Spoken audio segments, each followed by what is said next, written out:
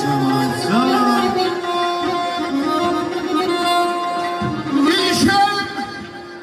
İlişem, keçin yanımda, yağla yağla dal verdikleri.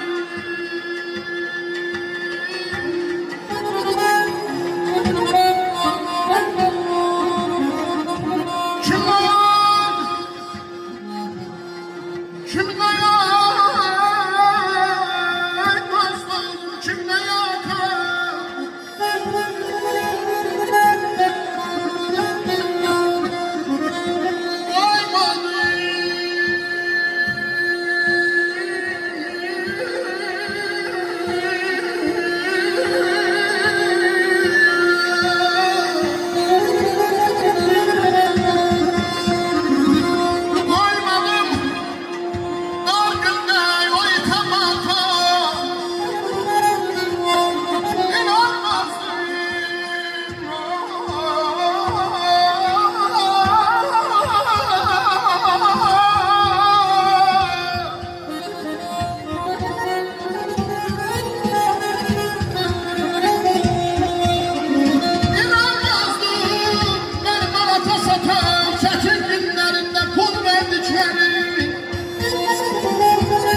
Sağ ol kardeş, yaşa.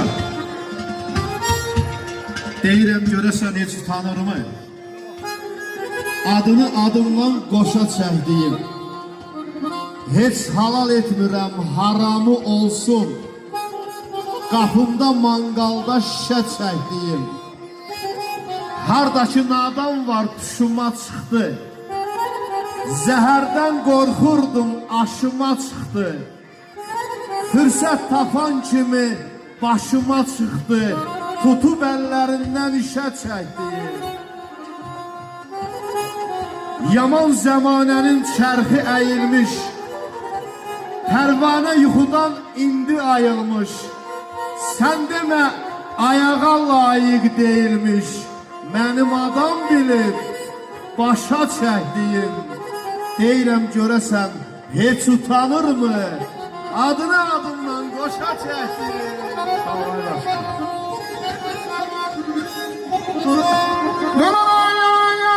Çəkəsən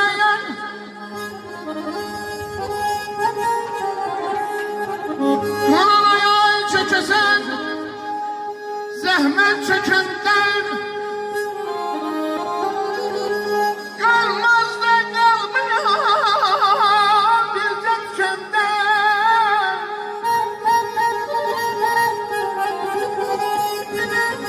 görəsən ay aman aman